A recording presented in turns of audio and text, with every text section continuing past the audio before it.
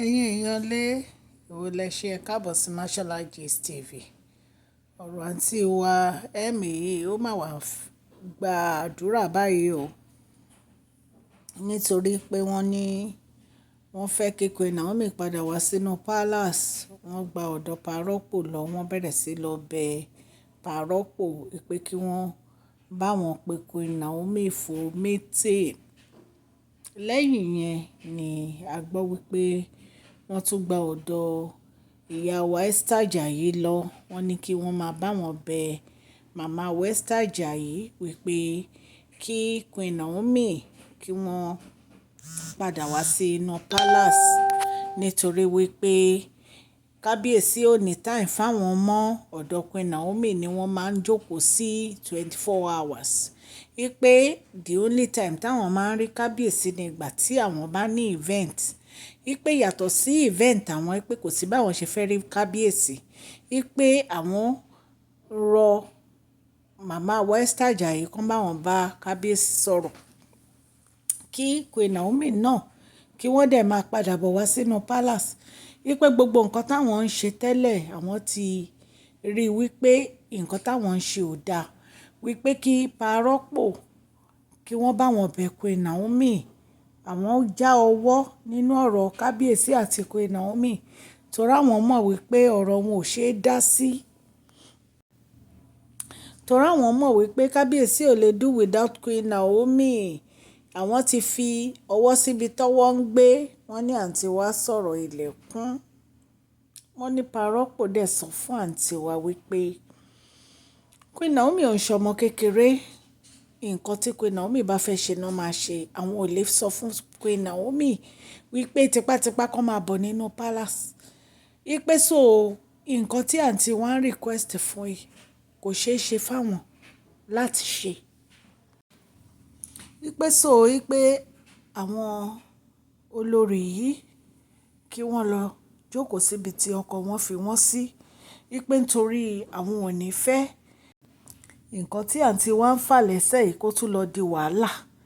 Wípé tí Queen Naomi bá fẹ́ wá sínú palace, Queen Naomi lè wá sínú palace. Pé because àwọn ò ní ever sọ fún Queen Naomi kan wá sínú palace. Wípé ìgbà tí ó bá wu Queen Naomi ni Queen Naomi lè wá sínú palace. Wípé Queen Naomi ti sọ wípé àwọn ò fẹ́ wàhálà.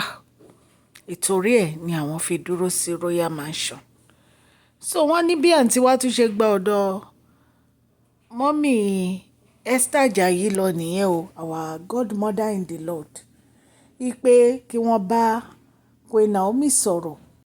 Wípé kí Queen Naomi máa padà bọ̀ wá sínú palace o. Wípé àwọn ti fi ọwọ́ síbi tí ọwọ́ ń gbé. Àwọn ò dẹ̀ fẹ́ wàhálà lórí ọ̀rọ̀ Queen Naomi. Pé torí àtìgbà tí kábíyèsí tí wọ́n ti bẹ̀rẹ̀ sí lọ rí Queen Naomi, kábíyèsí ò wá sínú palace mọ́. Wípé Royal Mansion ni kábíyèsí máa ń jókòó sí. Ẹ̀yin èèyàn lè ṣe báyìí náà lè lé kábíyèsí kúrò nínú palace. Nígbà tẹ́ fẹ́ fi wàhálà pa bàbá oníbàbà, ṣé wọn ò ní lọ jókòó síbi tí wọ́n ti ní fọkànbalẹ̀?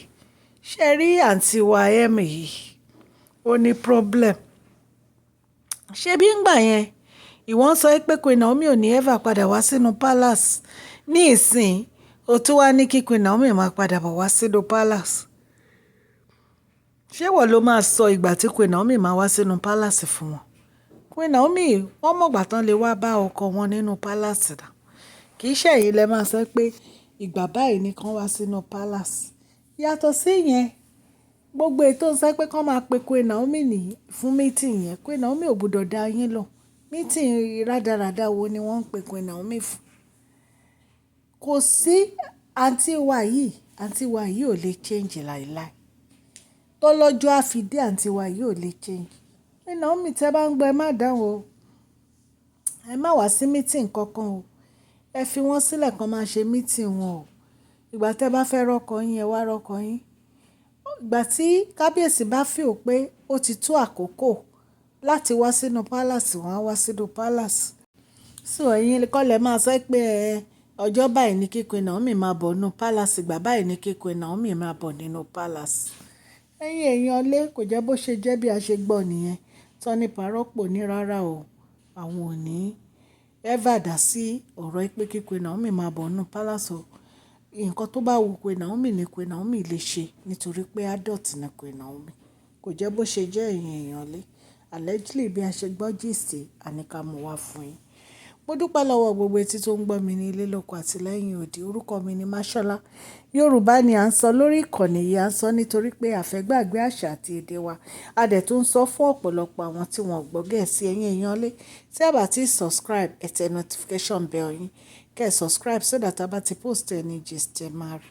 Òkè òkè ni ọlá yín á máa lọ. À ń sọ̀rọ̀ nípa celebrity gist, royal gist, politics àti gbogbo nǹkan tó ń ṣẹlẹ̀ ní agbègbè orílẹ̀-èdè bàbá wa ní ilẹ̀ Nàìjíríà. Mo dúpẹ́ lọ́wọ́ gbogbo ẹ̀yin subscribers o àti gbogbo ẹ̀yin tí ẹ ṣe darapọ̀ mọ́ wa. Ọdún ayọ̀ ni a máa jọ ṣe o. Ọdún tó ń kanlẹ̀kùn bọ̀ 2025 á bá wa láyé, á bá wa láyé ara o ní agbára Ọlọ́run. Ẹ má gbàgbé kẹ́ fún fídíò yìí ní thumbs up o. Please share this video, like and subscribe. God bless you. Mashola Gist TV, love you all.